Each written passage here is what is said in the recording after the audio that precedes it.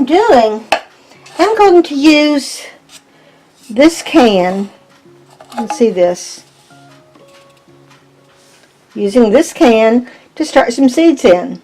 However, I'm not going to plant into this. Here's how I'm going to do it.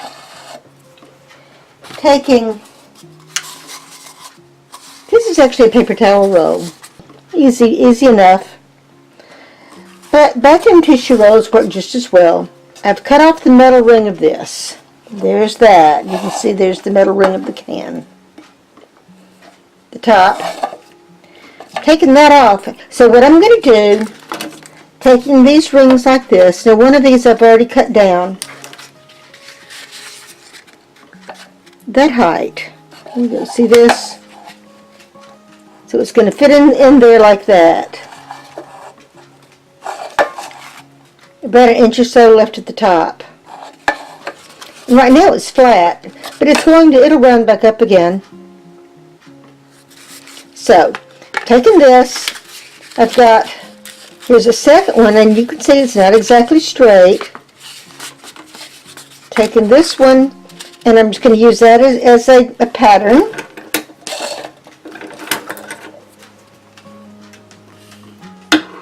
I'm just going to cut that off. So these two are the same height. How many will fit in there, I have no idea. But right now I'm going to start with 5, and we'll see what happens.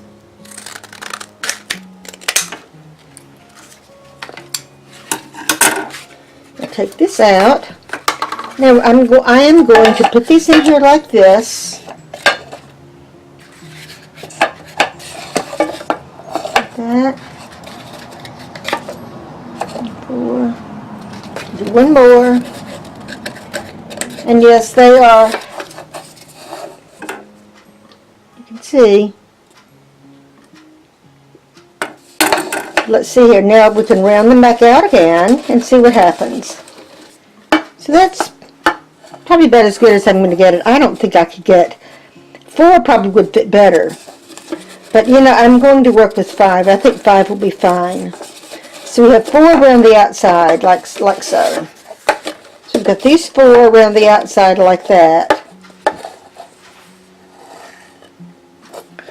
Then this one will fit in here. A small one would be better, but this will be fine. We'll get that in there and just open it back up again. And that squeezes these around the edges a little bit. But still, I'll be able to get 5 different, well, I would say 5 plants. It'll be easy to get these back out again.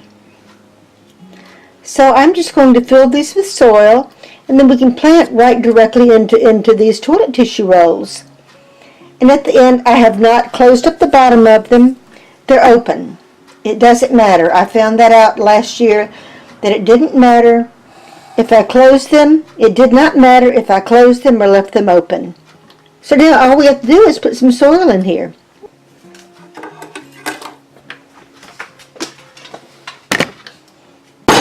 Boom! Boom, boom.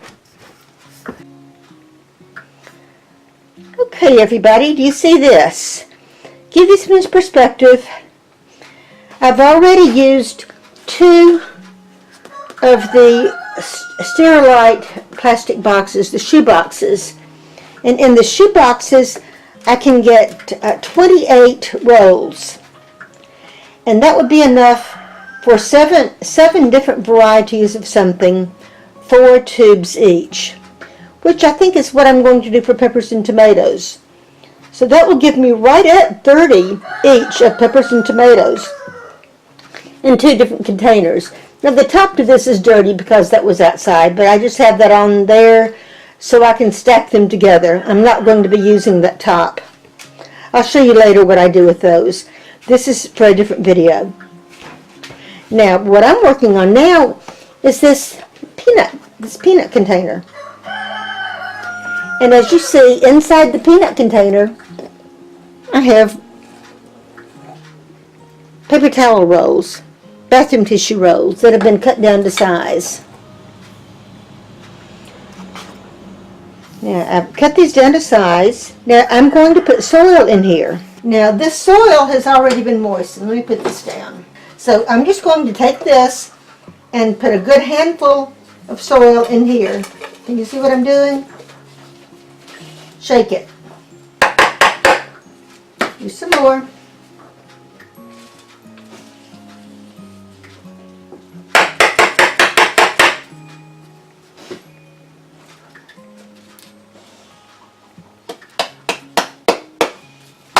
Shake it. Pack it down with my fingers. Not hard, I'm just pressing down just lightly. You don't want this to be hard. But as I'm doing this, maybe I'm going to find a little stick. We don't want the sticks. But 3 good handfuls was just about right. And you can see here now, open this up, let you see. You can see the edges of these cylinders right in here. So there's 1, 2, 3 right in there, 4 right there, and then 1 in the middle. And the soil is tamped down, but it's not rock hard. Another thing that you need to do on this, and I should have done before I started, was to punch holes in the bottom. We want drainage in the bottom of that. This is a freezer bag. Hate to do this. Let's see if I can do it without cutting it up. See what I can do. Open it up, open up the bag, and will the can go in it? That works. You can do that. This can will fit inside that quart-sized plastic bag. Now all you have to do at that point, cut out the corners, cut out that corner, and cut out that corner, and that gives ventilation. And you need to have ventilation in it. I may actually cut a couple of clips across the top there too. Now, I'm going to plant inside there. Let's see, what can I put in there? You know what? I don't need to plant. You know how to plant seeds. I'm not going to show you how to plant the seeds because you already know how to plant the seeds. But I will show you this. Now let me move the camera closer to this so you can see what I'm talking about. And I'll show you another thing too. If you want to use saran wrap or plastic wrap, you can. Use 2 layers just to make it heavier. Pretend like that's what this is. Take the top of your can. There's the lid. And I've cut the center part of the lid. Put the plastic over the top there, like that. And then put the lid back on it. Like so. Put holes in it, around it, and that will give you ventilation. You can do this on any can that has a lid. A coffee can, but something like this that has a foil lining is perfect, and it will eventually disintegrate. This is not going to last more than 1 season. But that's an easy way to do this. So if you don't have the right size bag and you want to use plastic wrap, that's all you have to do. Is just cut a piece of plastic over the top, make slits in it. I'm not going to because I've already cut out the corners. And then just put that lid back over the top of it, and that will seal it in. Now let me show you what I'm going to do. Let me bring the camera in close. This is perfect for planting out. The cardboard disintegrates. It's as good as better actually for me than a peat pot. I found the cardboard tubes work better for me. And I don't know what it is about them. Whenever you plant something like this that has peat at the top, cardboard, whatever it is, something that's going to disintegrate in the soil, when you plant it outside in your garden, you need to peel off that top layer never let that top layer of it above the soil, because it will wick away the moisture. It will dry out and it will wick away the moisture all the way down to the bottom of it.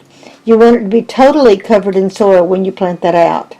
Whatever the seed is that you're planting, you want to cover it up to at least the recommended depth that is called for that whatever the seed is. Cover it this way with the lid, or this way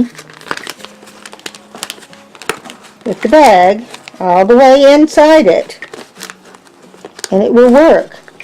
See, it'll go inside this quart-sized bag, and that leaves a chimney at the top of it. Now, it needs to be moist. Then take it outside. Take it outside and put it someplace where when it's cold, it'll get full sun. As long as the temperatures are very, very cold, it can get full sun. However, once it starts to warm up, just like it would warm up inside of a greenhouse, the temperature inside here could get very, very hot in the sun. And in that case, you would want to move it into the shade. Is that clear? Does that make sense? Think about this as a little mini greenhouse. Each of these is a tiny little greenhouse. This is very, very similar in method to what we've done using a plastic container, a big plastic box, the Sterilite container, where I planted the lettuce, and the lettuce is coming up. Or like I have out in my garden, I have a plastic container upside down over my bunching onions where I planted them earlier in the year. Same concept. That's a little mini greenhouse. This is a little mini greenhouse. Doing this, there's a term for it. It's called winter sowing. This works for anything, any perennial seed. You could grow coneflowers, echinacea, any herbs, any perennial herbs that you would grow from seed.